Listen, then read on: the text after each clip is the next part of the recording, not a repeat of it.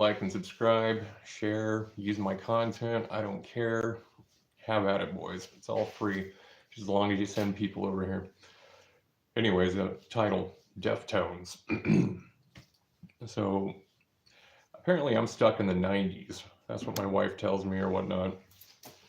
And like when I go out, when I'm out shooting, I'll be, I'd be blasting that, kind of adrenaline pumped music. Like, I'll put like Rage Against the Machine, Deftones, or whatever. But, something kind of cool, and I wish I could find it. I had let's see, I've seen the Deftones a few times back in the early 2000s, back when I was like, oh no, no, it was before then, late 90s. Um, but like I had actually got to like hang out and like got autographs and stuff like that from Chino. He's the guy. He's their singer or whatever, dude. Really cool guy. Way cool, dude. Way funny guy. But I don't know, man. Just it was kind of cool being a teenager, getting to do that, just chill like that. Be around these guys who are like big rock stars who at the time, were like gods to you when you're a kid. But, the older I get, it's like, that dude probably, as soon as they packed up and left Salt Lake City after those concerts or whatever, he probably was like, who the fuck was that kid? Anyways, it's not like I knew him personally or nothing, so I don't get that impression. But it was kind of cool, You got their autographs. I don't know what happened to that, but I think of that song Seven Words that they sing, and I don't know what it is, but it's like the part where he says "squeal like a pig" and then it just breaks down, dude. I don't know. Just every time I'm shooting, that just rolls right through my head the entire time, man. And then like by the time I'm done doing a session, I'll go look at the target or whatever, look at my groupings, and I'm like, damn, man.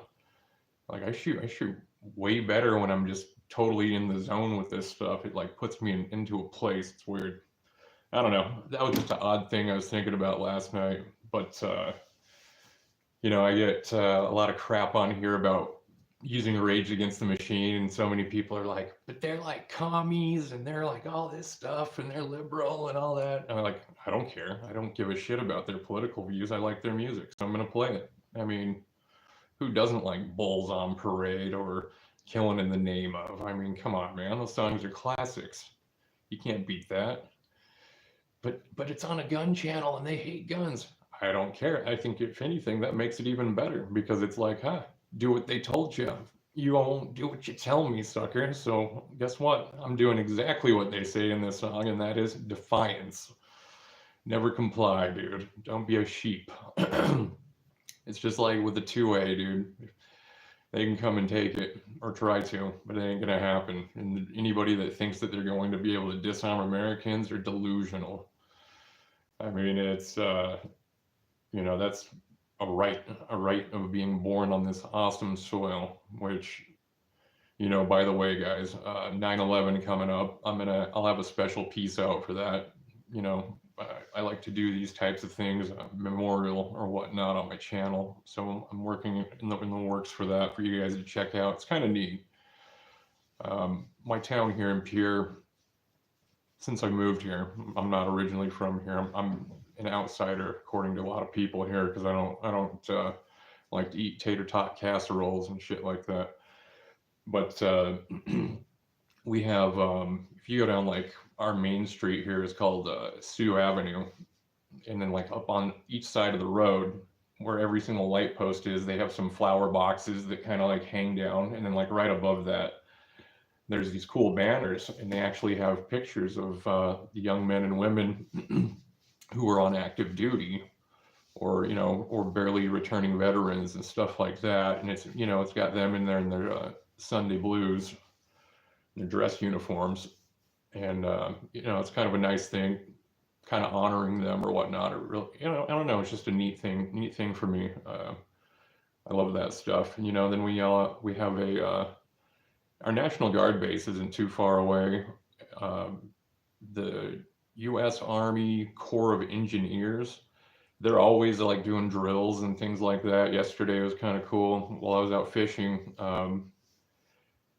had these trucks, and these, had all the big old platforms, and they were doing hurrying and building those temporary bridges and seeing how many they could do, how fast, and doing drills and stuff like that upstream. It was kind of cool. I didn't catch shit for fish because of it, but it was cool watching them do all that. And then seeing them drive those big ass trucks across these like platforms that they just barely dropped. I mean, and it's nuts. But we've got them, and they actually run the dam here, which is the power plant. You've got, let's see, some other cool stuff around here. If you guys are familiar with my channel, Capitol Lake here, which is same place I got married. It has a huge Veterans Memorial on it, with Air Force, Navy, Marines, Army. I don't think Space Force has anything there. I don't know how they could. No offense, Space Force guys, but I still have a hard time with that one. But like the Vietnam vet, POW, memorials, stuff like that. That's really cool, and that's really neat stuff. Then there's this huge Veterans Affair museum right across from the Capitol. Really cool place. Really, really fun to go look at all the nostalgia, go look at all the people that are from South Dakota. There's Congressional Medals of Honor, wall that's hung up in the South Dakota, the Capitol building here in Pierre. Like, you can walk in, and it's really neat because, those Congressional Medals of Honor, man. I mean, how rare it is. I mean, to this very day, how I would love to run into somebody that's alive that earned one. I mean, that would be just a huge honor to me. I mean, that would be so cool. And the crazy thing is, though, from reading and interviews and things along the line, most of the people that have the Medal of Honor, a lot of them, they flat out said, I don't feel like I really deserve this thing. I mean, it's an 87 pieces, cheap metal bronze or whatever the case is. And, it's just that humbling attitude. And it's like, you know what? And that's exactly why they got that medal, because they went in there knowing damn well that they were probably going to die doing what they did, and did some amazing deeds, and did it with no selfish intention whatsoever, no interests of their own, but for their platoon or for whomever, whatever the case may be. So that's another pretty neat thing we have here. And then there's also the National Guard Museum, and that one's, let's see, not too far either. They've got some cool tanks and things like that parked out front. And so there's a lot of neat stuff in this little town. I really enjoy it. It's a great place for family. But and then of course with 9/11, they'll do some pretty they'll do some stuff for the memorial. I think there's some sort of candlelight vigil type stuff. But Pierre, South Dakota is pretty cool. They're very great towards veterans here. Just utmost chippery, happy people. I mean, just cool. Just enjoy. I really enjoy it. Their driving sucks, but other than that, it's pretty rad. So, we'll have that in the works here. Shit, what else? What else were we discussing? I actually had a good two-way discussion with somebody. We were talking about Americans and firearms. And personally, and this is my opinion, I'm pro like having a mandatory military, program rather than just register for the draft like all young men. It's mandatory. I think it should be a 2-year program. After that, you can go do whatever the case may be.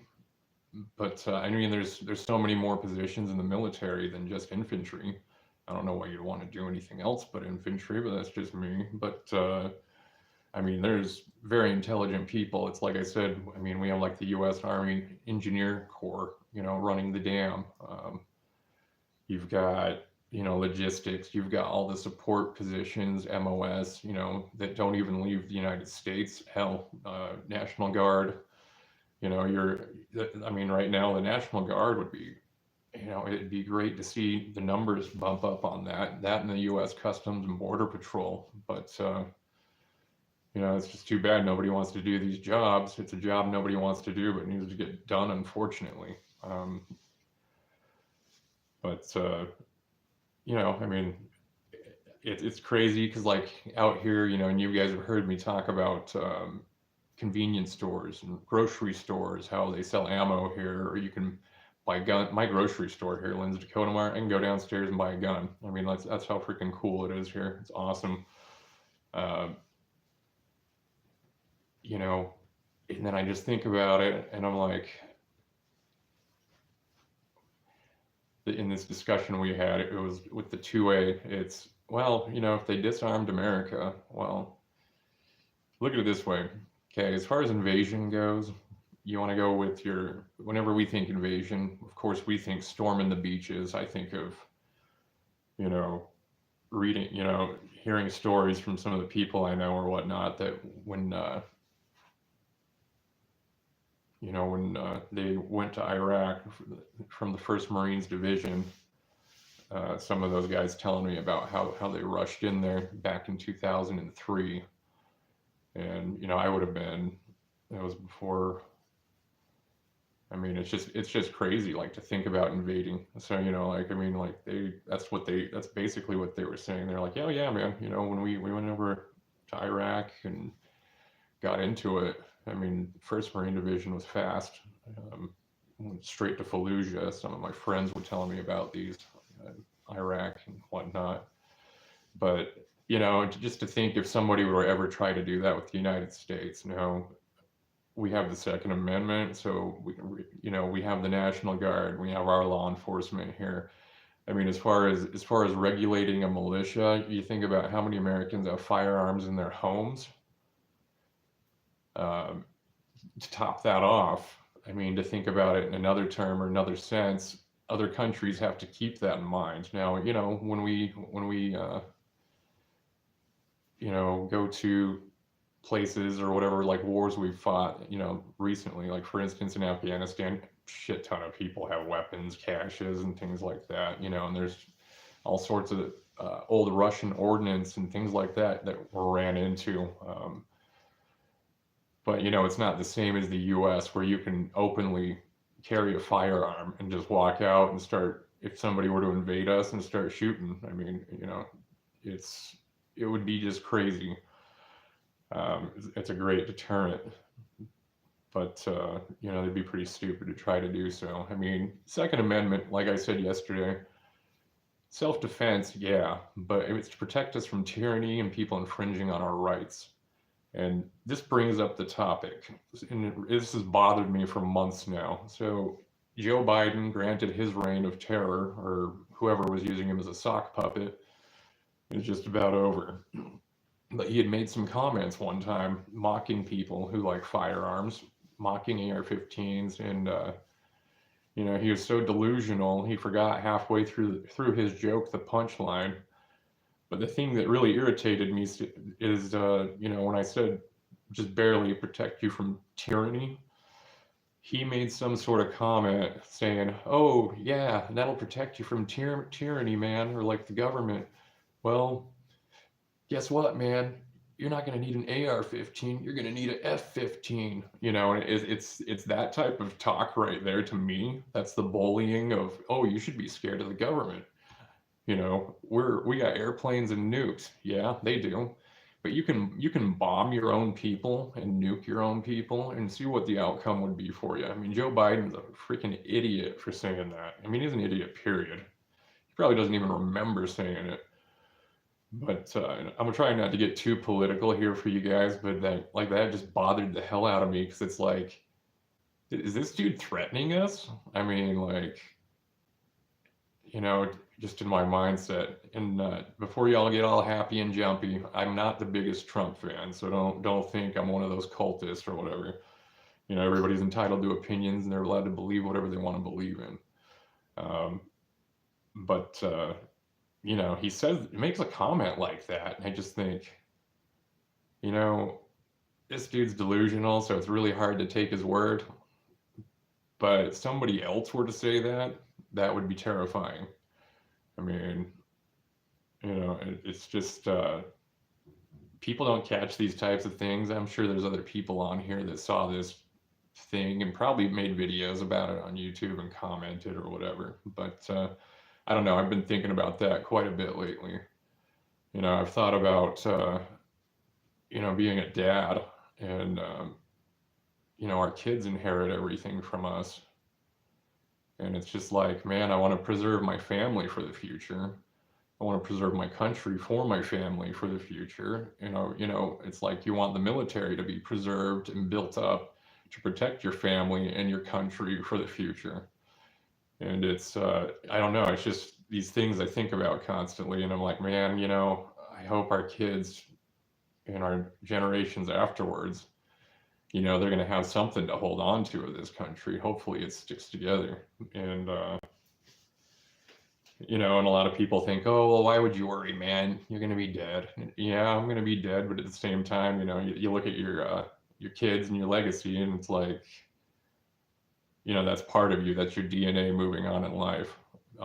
Just crazy to think about. I don't know. Anyways, I'm not like super religious dude or anything like that. I might be from Utah, but I ain't one of them.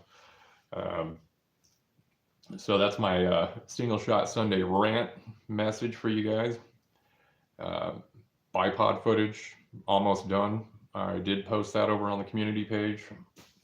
Um, we'll do some more off the X. I like doing the get down in the dirt shooting positions. Maybe it's just because it's the basics, and these are the types of things, just repetition, repetition, repetition. The easiest drills you can possibly do that I recommend to people is just trigger discipline drill. You don't need to have live ammunition. You can do this anywhere, preferably do it someplace where people don't see you waving your firearm around. And for all you city guys, dude, yeah.